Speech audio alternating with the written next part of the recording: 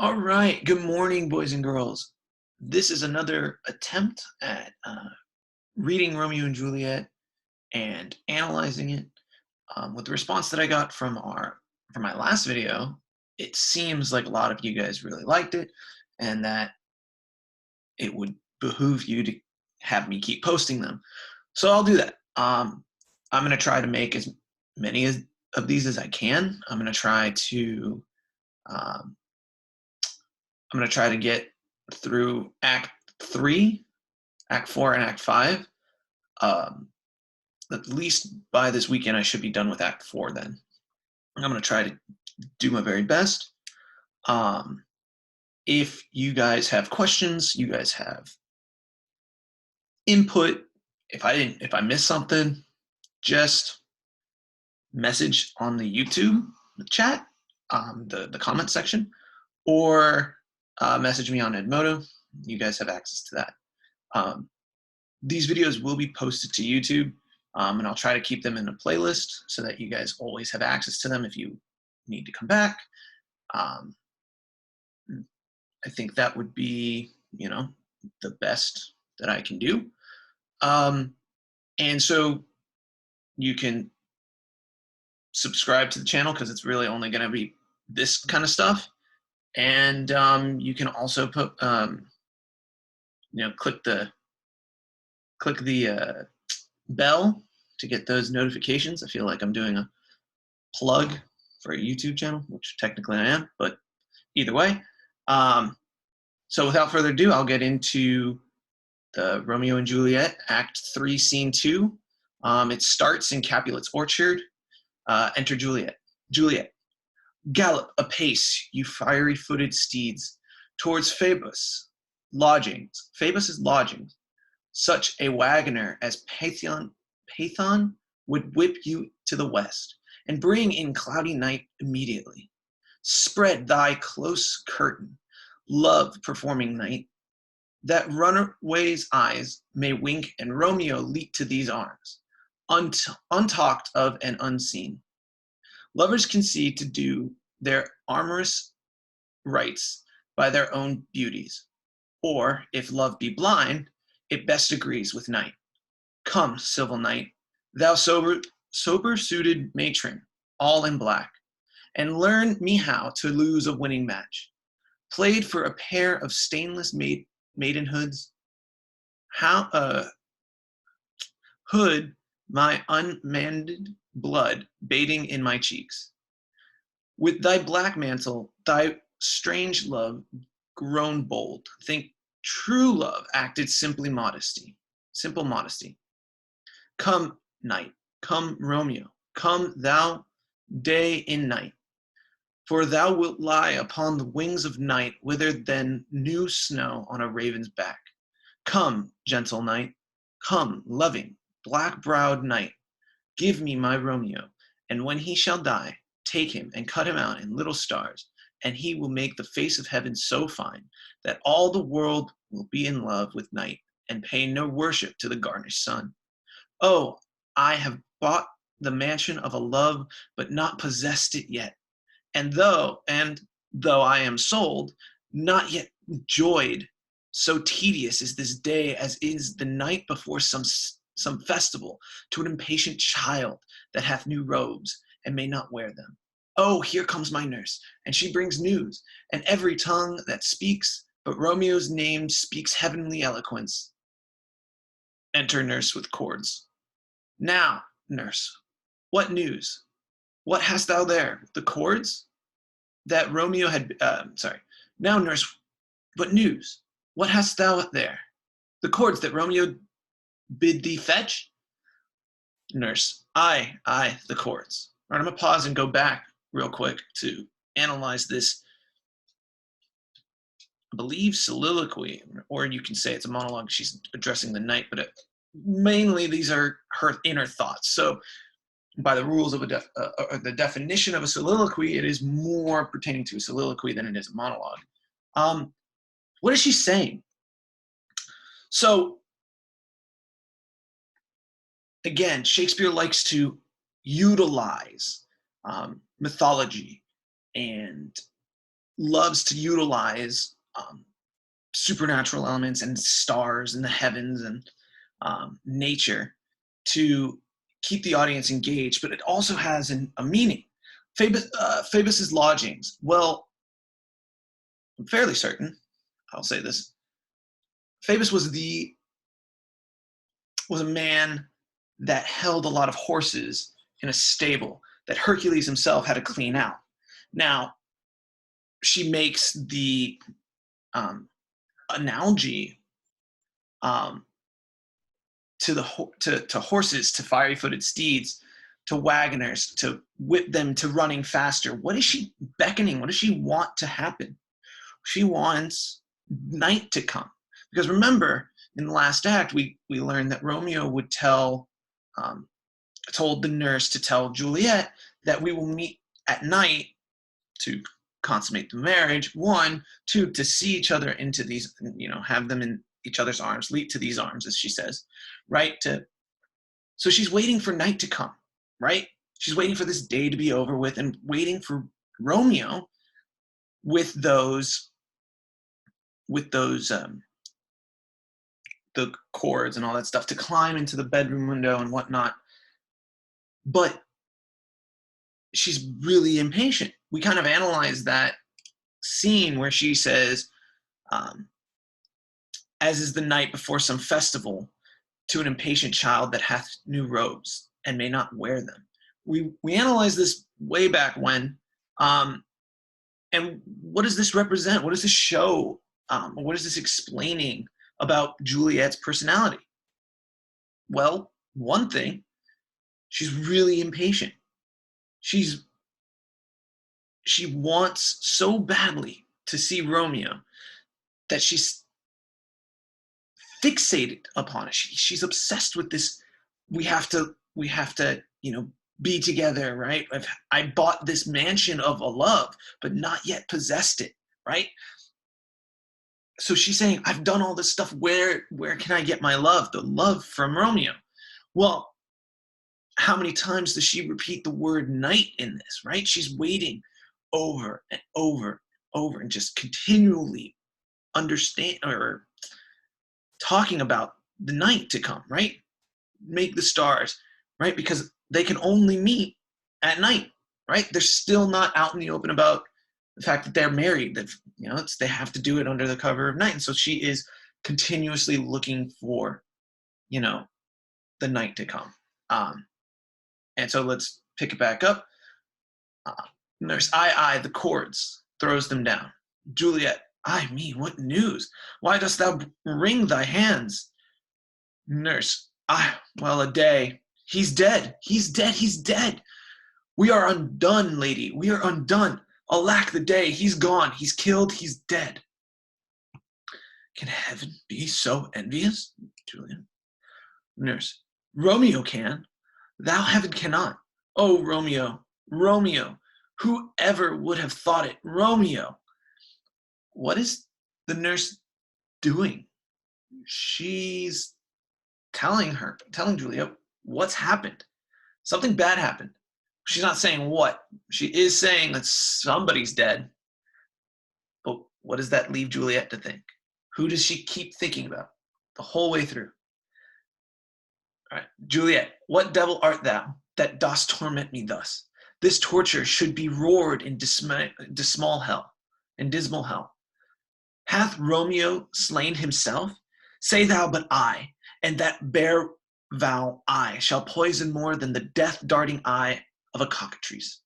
I am not I, if there be such an eye, or those eyes shut that make the answer I. If he be slain, say I, or if not, no. Brief sounds determine of my weal or woe, right? I, not necessarily meaning like I am going to the movies, or I am not I. It's I as in the response, I, right? Like, yes, correct, I. But it's interesting, why is he using I, the pronoun for myself, here as the thou? I'll leave that for you to discover, because you guys got to do something too. Nurse, I saw the wound. I saw it with mine eyes. God save the mark here on his manly breast.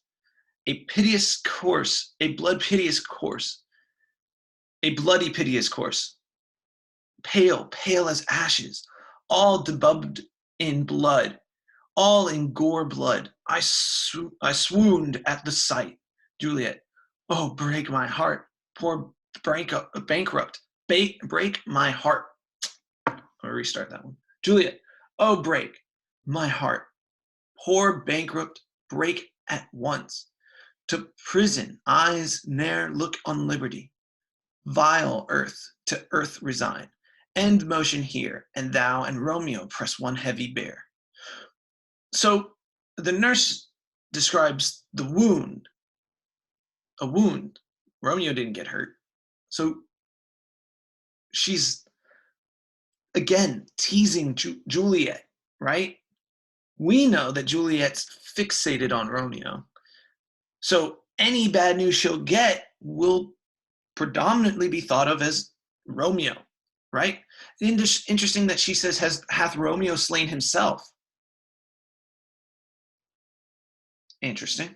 Why would she think he killed himself? I don't know. That's interesting. So she is so fixated on this, she just can assume, right, the bad news that is coming, right? That Romeo's killed himself. Romeo's dead. Something bad has happened to Romeo because that is all she cares about. She's so fixated upon it, right? Right? And so the nurse never answers it's Romeo, or that it's Mercutio, or it's Tybalt, because we know those two are dead, right? But she keeps Juliet going, right? That's what she's supposed to do. That's her character role. She's a tease to Juliet. She's like the mother character. She's dramatic, right? That's what she does. Nurse, oh, Tybalt, the best friend I had. Oh, courteous Tybalt, honest gentleman, that ever I should live to see thee dead. Juliet, what storm is that is this that blows so contrary? Is Romeo slaughtered and is Tybalt dead? My dear loved cousin and my dearer love lord. Romeo, then dreadful trumpet sound the general doom. For who is living if those two are gone? Nurse, Tybalt is gone, and Romeo banished. Romeo that killed him, he is banished. Juliet, oh God, did Romeo's hand shed Tybalt's blood? It did, alas the day it did. Juliet, oh serpent heart, hid with a flowering face, did ever dragon keep so fair a cave? Beautiful tyrant, fiend angelical, dove-feathered raven, wolfish ravening lamb, despised substance of divinest show, just opposite to what thou justly seemest, a damned saint, an honorable villain. O nature, what hast thou to do in hell when thou didst borrow? Yeah, the spirit of a fiend. When thou didst borrow the spirit of a fiend in moral paradise of such fiend sweet flesh. Was ever book containing such vile matter so fairly bound? Oh, what deceit should dwell in such a gorgeous palace? All right, so that little bit there from Juliet, she's utilizing oxymorons. Now, oxymorons are when two things contradict each other that are describing each other. So, like a giant shrimp or a jumbo shrimp, it's an oxymoron. You can't, shrimps are supposed to be tiny. When you have jumbo, it's bigger, right? So, a beautiful tyrant. Well, would you call a tyrant beautiful? No. Fiend, angelica. Well, angelical. Fiend being devilish in nature, and angelico being of heaven, right? These are completely contradicting words being put here. But why is Shakespeare doing this? Why are we using oxymorons here? I'll pause for you to think about it for 5 seconds.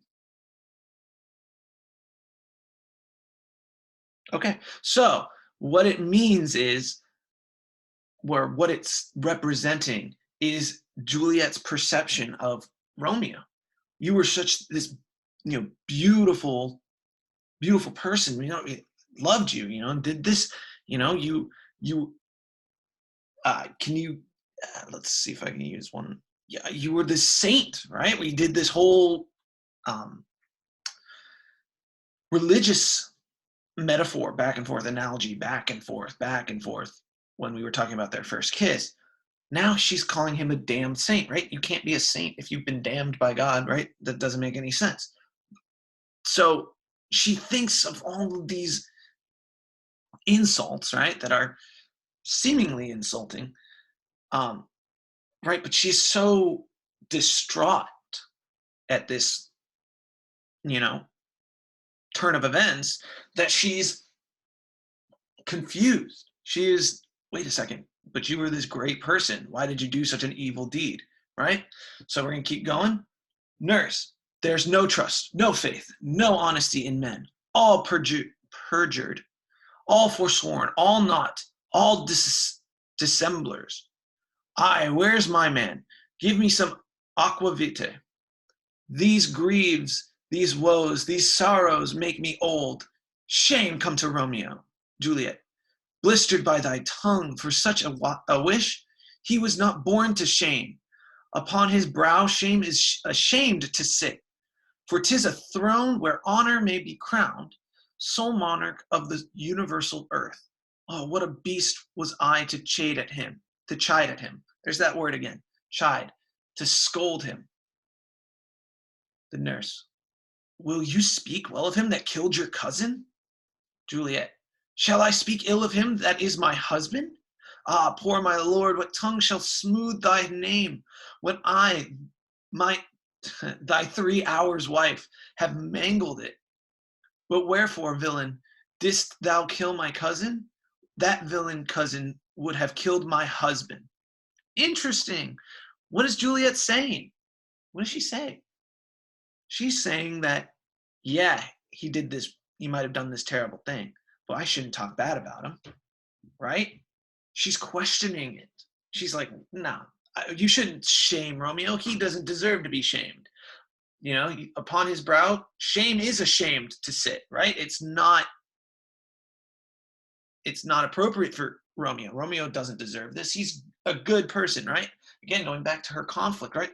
Well, wait a second. If it's, you see, how could this happen? How could a villain be so sweet, right? You don't have those things. That's why it's an oxymoron, right? You don't have a dove-feathered raven. Raven is the symbol of death and, and mistrust and all that stuff. And doves are peace and love and things like that, right? And we have here her conflict, right, with the oxymorons, and now she's saying, no, I can't besmudge Romeo's name. That he doesn't deserve that, right? I am his wife, 3 hours wife, right? They've only been married for 3 hours, so forget changing perceptions of a man you've known for 3 hours, right? So, but the nurse is a little bit more rooted. She says, but will you speak well of him that killed your cousin, right? Like, it doesn't make any sense. It's blood versus this guy you just met, right? So we'll continue. That villain cousin would have killed my husband. Back, foolish tears, back to your native spring. Your tributary drops belong to woe, which you mistaking offer up to joy. My husband lives, that Tybalt would have slain, and Tybalt's dead, that would have slain my husband. All this is comfort, wherefore weep I then shall. I then, sorry. Some words there was worser than Tybalt's death, that murdered me, I would forget it fain. I presses to my memory. Like damned guilty deeds to sinners' minds, Tybalt is dead, and Romeo banished, that one word banished, hath slain 10,000 Tybalts. Tybalt's death was woe enough if it had ended there. Or if sour woe delights in fellowship and needly will be ranked with other griefs. Why followed not, when he said, Tybalt's dead, thy father or thy mother, nay, or both, which modern lamentations might have moved, but with a rearward following Tybalt's death. Romeo is banished. To speak that word is father, mother, Tybalt, Romeo, Juliet, all slain, all dead. Romeo is banished. There is no end, no limit, measure, bound in that word's death. No words can that woe sound. Where is my father? Where is my mother, nurse? Weeping and wailing over Tybalt's corpse. Will you go to them? I will bring you thither. Juliet. Wash thy his wounds with tears, mine shall be spent. When theirs are dry for Romeo's banishment, take up those cords, poor ropes, you are beguiled. Both you and I, for Romeo is exiled. He made you for a highway to my bed, but I, a maid, die maiden widowed. Come, courts, come, nurse, I'll to my wedding bed, and death to Romeo take my maidenhead. Nurse. Hie to your chambers. I'll find Romeo to comfort you. I wot well where he is. Yeah. Hark ye, your Romeo will be here at night. I'll to him. He is hid at Lawrence's cell. Juliet. Oh, find him. Give this ring to my true knight, and bid him come to take his last farewell. Wow. Okay. Going back. So what is Juliet saying here? She is saying that I'm not going to weep for Tybalt's death. What you had said earlier is much more harmful to me. You said that Romeo is banished. That kills me. And you got to pause there and you go, wait a second. If Romeo is banished and you say, is father, mother, Tybalt, Romeo, Juliet, all slain and all dead, Romeo is banished, right? She's saying that same phrase, that Romeo is banished, hurts her as much as her mother, her father, Tybalt, Romeo, and herself being killed, being all dead. She is saying that just because he cannot be here, that is torment enough to kill her, right? It hurts me even more than my cousin's death. It's worth 10,000 of Tybalt's death, as she said. I quote her there. And so she's going to find Romeo no matter what, right? She's going to send the nurse to go get Romeo. And death, not Romeo, take my maidenhead. So she's saying that in this moment, I'd rather have death take me than Romeo, right, being exiled, right? So that's pretty heavy for her, pretty heavy. And so what does the nurse do, who just a few moments ago was saying, oh, Romeo's a villain, oh, Romeo killed him, right? She says, oh, I'll find him for you, right? Even the nurse could sense that Juliet was being a bit serious about that, right? That she'd kill herself just over Romeo being banished. Not that he's dead, not that they've ordered his execution, not any of that, but that he is not allowed to be in the city. That's a bit extreme, don't you think? That's where we're seeing this fatal flaw with Juliet here. She's ready to kill herself if Romeo's dead, right? Or banished. She's ready to kill herself if Romeo is just banished. It's crazy. She's insane, just as Romeo is insane, right? Okay. And so, again, she's going to go back to waiting, right? She doesn't care that he killed Romeo, that Romeo killed Tybalt. She cares more about seeing him this final time. All right. So with that, I'm going to pause here. I'll make another video about scene 3. And, let me know what you think in the comments on Edmodo. If this is helpful, if this is not. Again, I'm leaving it up to you guys. I want you guys to succeed. So let me know if this is good. All right. So see you later.